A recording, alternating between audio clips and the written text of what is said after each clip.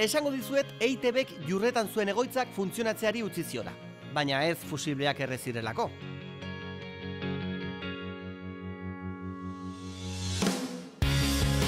Baizik eta 25 urte bete zituenean EITBek egoitza berria estreinatu zuelako Bilbon. Aro analogikoa atzean utzi eta aro digitalera salto egin zuen ala.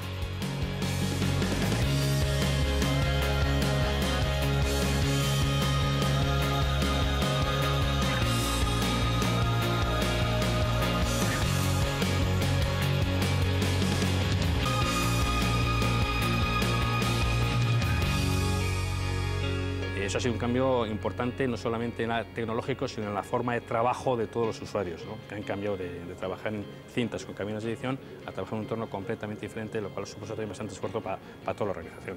Hacer un informativo pues era un sinvivir igual de los periodistas en el sentido de que terminaban las cintas, su editaje, su clip, y tenían que ir corriendo por los pasillos a entregarlas. Hoy en día pues eso parece que todo fluye por las redes informáticas, el periodista pues está en su puesto de trabajo pues, recogiendo esos contenidos y trabajando con ellos y los entrega de una forma que parece magia, ¿no?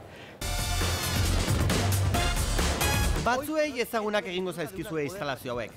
Ezagutzen ez dituzuenak, ikusi lehenbailen eskerrik asko Petrofen lehenengo kapitulua.